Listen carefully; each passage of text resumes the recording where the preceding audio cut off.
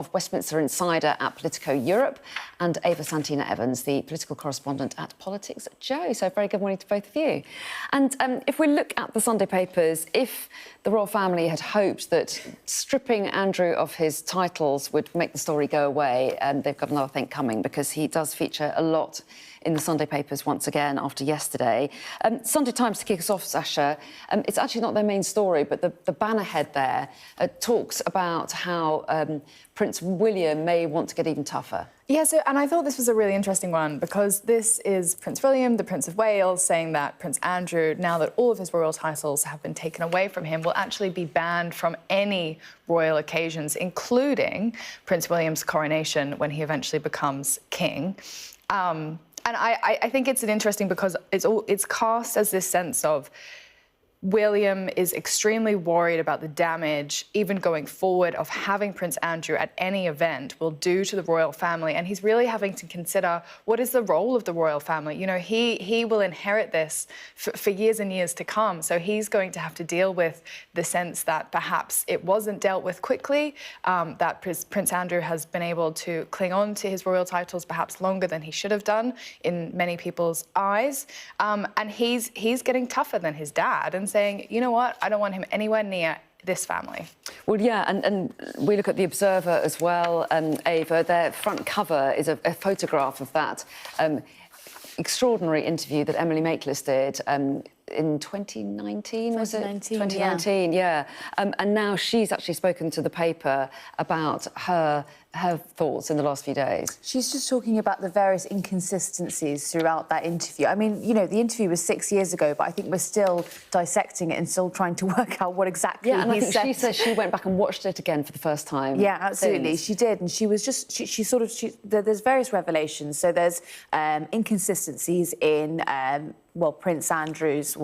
Andrew now? What is He is still Prince Andrew. He's still Prince. He loses all royal titles except that, apparently. Yeah. Sounds so, it's such a lot of faff, isn't it, really? Anyway, OK, so the common man, but still known as Prince Andrew, he was essentially saying to Emily Maitlis during this interview that he had ceased contact with Jeffrey Epstein. Those dates now no longer align, as subsequent emails have been released. There's also the surrounding Virginia Giuffre. He said that he had no contact with her. He was sort of, you know, he was speculating around the photograph about whether it was even real. We now have correspondence reported with the Met Police from years prior that suggests he did know exactly who she was and was looking to dig up, quote-unquote, dirt around Virginia Giuffre at the time. So, yeah, it's sort of Emily Maitlis re-watching the interview and deciphering whether he was actually telling the truth or not. Yeah, that's what some of the papers are alleging this morning, isn't it? And take us to The Sun on Sunday as well, Sasha.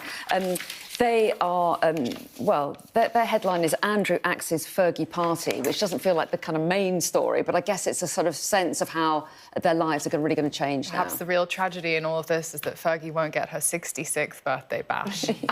She's also lost her titles, hasn't she? She has, and you know, this bash was meant to happen in the last week, and Prince Andrew made the decision to axe it and say that's probably not the best time to be having a big, lavish party at the home, which many people are saying, well, you know, should he be having this 30-room mansion in Windsor? Is that the right thing for someone who apparently isn't fit for royal titles, but is fit to continue to have this incredible, and he has a lease on that. Yeah, the bash, the Fergie's birthday bash, was the victim of it. Yeah, indeed. But they're not even together. This is the thing that's sort of very bizarre. I mean, she's been kept within the family for a number of years, you know, because the children are still around, the two princesses, Beatrice and Eugenie. But, you know, the two of them aren't together, so I'm not really sure why on earth they were hosting a birthday bash anyway. They're is that still really close, family? aren't they? They still seem to get on very well, so, yeah.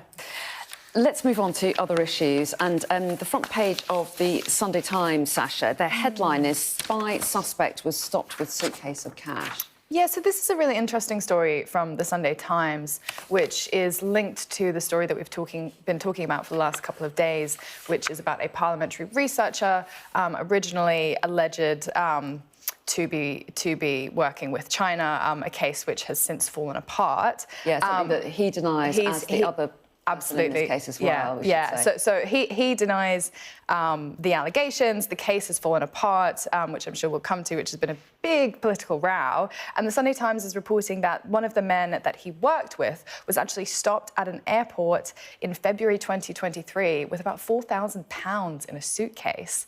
And I think it goes to the sense, I mean, we were talking about this earlier, of how important is this to people and how much does it actually tie into this sense that we are getting ahead of the China threat.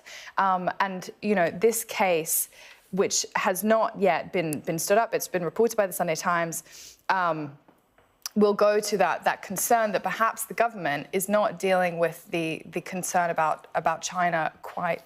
Yeah. Yeah. No, Yeah, that's yeah. right. Well, this is the allegation from the Tories, isn't Yeah. it? Which takes us, Ava, doesn't it, onto the Sunday Telegraph story, where their headline is from Kemi Badenoch suggesting that Keir Starmer hasn't told the truth about this. And they allege that the government has somehow intervened to collapse this trial because they want to have good relations with China. That's the sort of basic allegation that they're making. Well, yeah, I mean, Labour and the Tories are sort of playing tennis with sort of they're dancing between whose fault is it that the trial collapsed, because what we understand is that it all hinges on whether China is an official enemy of the United Kingdom and whether governments, whether that had been the previous Conservative administration or this Labour government, by failing to declare them an enemy of the UK, is that the reason that the entire case collapsed? And if so, who was responsible for that? So Kemi Badenoch today in The Telegraph, very confident that it is Sir Keir's fault, that he should have intervened, he should have described them as an enemy of the state.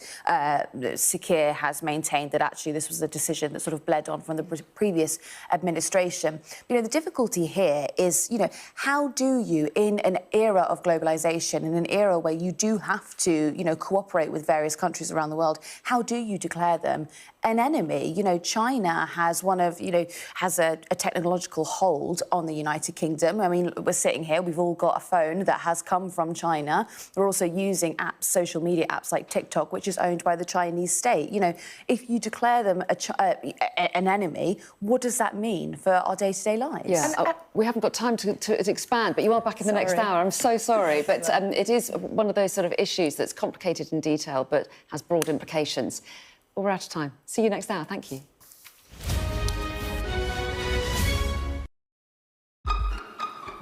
We've got your Sunday mornings covered.